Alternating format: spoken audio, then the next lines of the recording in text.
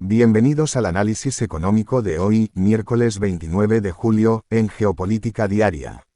Las tensiones entre Estados Unidos e Irán han vuelto a golpear esta madrugada al mercado del petróleo, revirtiendo en cuestión de horas 3 jornadas seguidas de fuertes caídas y devolviendo la volatilidad energética al centro de la agenda justo el día en que la Reserva Federal de Estados Unidos debe anunciar su decisión de tipos.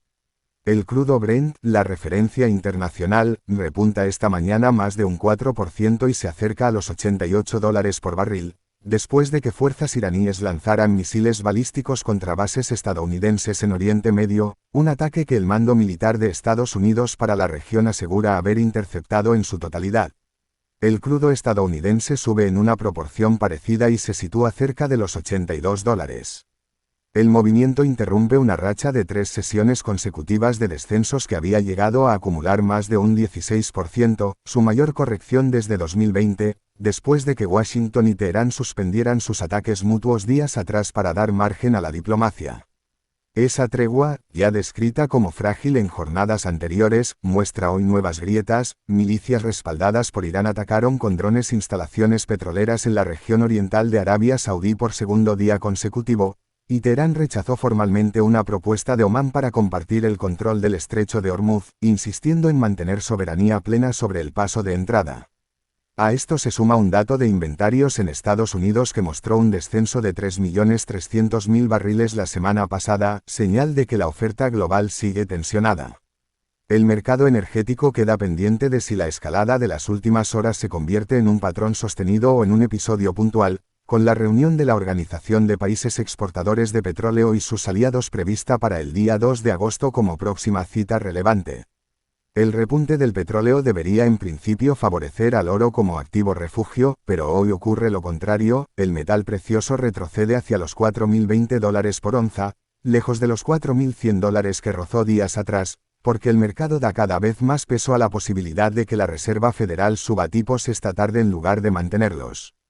Ese mismo cálculo sostiene a un dólar que se mantiene firme cerca de máximos de un mes, mientras el yen japonés continúa cotizando por encima de los 163 yenes por dólar, cerca de sus niveles más débiles desde mediados de la década de 1980. El diferencial de tipos entre Estados Unidos y Japón sigue siendo el motor de fondo de ese movimiento, y la atención cambiaria se traslada ahora al Banco de Japón, que inicia mañana su propia reunión de política monetaria, con resolución prevista para pasado mañana, en la que se espera que mantenga su tipo de referencia sin cambios pero podría revisar al alza sus previsiones de crecimiento. El verdadero examen del día llega, sin embargo, con la Reserva Federal, que concluye hoy la reunión de 2 días iniciada ayer y anunciará su decisión a media tarde, hora de la costa este estadounidense. Se trata de la segunda reunión que preside Kevin Warsh desde su llegada al Banco Central, y de una cita sin actualización de proyecciones económicas, lo que concentra toda la señal en el comunicado y en la rueda de prensa posterior. El mercado de futuros sobre tipos de interés sigue asignando una probabilidad cercana a 2/3 a que los tipos se mantengan en el rango actual, aunque esa probabilidad se ha erosionado levemente en las últimas horas precisamente por el repunte del petróleo, que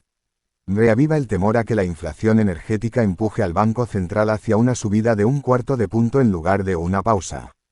Sea cual sea el resultado, el mercado de bonos y el dólar quedan especialmente expuestos a cualquier matiz en el lenguaje de Warsh sobre los próximos meses. Mientras Wall Street aguarda esa decisión, la corrección de las bolsas tecnológicas asiáticas, que ya marcaba la sesión de ayer, ha encontrado hoy un detonante propio y más preciso. El índice surcoreano Kospi cae con fuerza, en un retroceso que ha llegado a superar el 7% durante la jornada, después de que el fabricante de semiconductores SK Hynix publicara un beneficio operativo que se multiplicó por 6 hasta un récord de 60,5 billones de wones, el equivalente a unos 41.200 millones de dólares, pero que aún así se quedó por debajo de lo que esperaban los analistas. Samsung Electronics, el otro gran peso pesado del índice, retrocede en una magnitud similar. El Nikkei japonés modera en cambio su caída respecto a la sesión anterior y pierde en torno a un punto porcentual. La lectura de fondo no cambia, la duda sobre si el ritmo de inversión en infraestructura de inteligencia artificial puede sostenerse sigue siendo el hilo conductor, pero hoy encuentra en unos resultados empresariales concretos la evidencia de que ni siquiera un beneficio récord basta para calmar al mercado si no alcanza las expectativas. En Wall Street, la sesión de ayer mostró ese mismo contraste. El Dow Jones de Industriales avanzó poco más de un 1%, apoyado en resultados mejores de lo previsto de Boeing y de Coca-Cola, mientras el Nasdaq cerró de nuevo con un descenso inferior a medio punto porcentual, lastrado por los fabricantes de chips, con Micron y Advanced Micro Devices cediendo más de un 8% cada una. Apple, en cambio, llegó a tocar durante la sesión una capitalización bursátil de $5 billones, un nivel que ninguna empresa cotizada había alcanzado hasta ahora, en la antesala de sus propios resultados trimestrales. Precisamente ese calendario de resultados es lo próximo que va a mover el sector, porque Microsoft y Meta presentan hoy sus cuentas tras el cierre de Wall Street, con el mercado especialmente pendiente de si el gasto en infraestructura de inteligencia artificial empieza a traducirse en ingresos concretos. En el caso de Meta, la propia compañía elevó este año su previsión de gasto hasta un rango de entre 125.000 y 145.000 millones de dólares.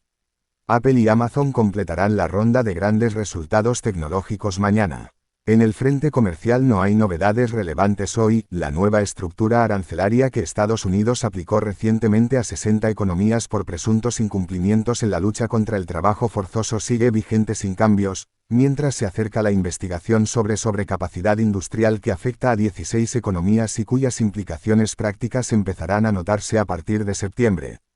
La jornada de hoy resume bien el momento que atraviesa la economía global, tres frentes que normalmente evolucionan por separado: la geopolítica energética, la política monetaria y la rentabilidad de la inteligencia artificial, convergen en apenas unas horas. La Reserva Federal conocerá en su decisión de esta tarde hasta qué punto el repunte del petróleo pesaría en sus cálculos de inflación. El Banco de Japón hará lo propio pasado mañana con un yen todavía en mínimos históricos, y Microsoft y Meta tendrán la oportunidad, tras el cierre de Wall Street, de convencer a un mercado que ha dejado claro que ya no basta con gastar en inteligencia artificial, hay que demostrar que ese gasto genera resultados. Lo que ocurra en esas citas, más los resultados de Apple y Amazon y los datos de crecimiento y consumo de Estados Unidos que llegan mañana, definirá si esta semana termina como una simple corrección de verano o como el inicio de un reajuste más profundo en la forma en que los mercados valoran el riesgo. Eso es todo por hoy. Gracias por acompañarnos una vez más. Si el análisis les resulta útil, los invitamos a seguir el canal, darle a me gusta y compartirlo con quien también necesite entender hacia dónde se mueve la economía global. Nos escuchamos mañana.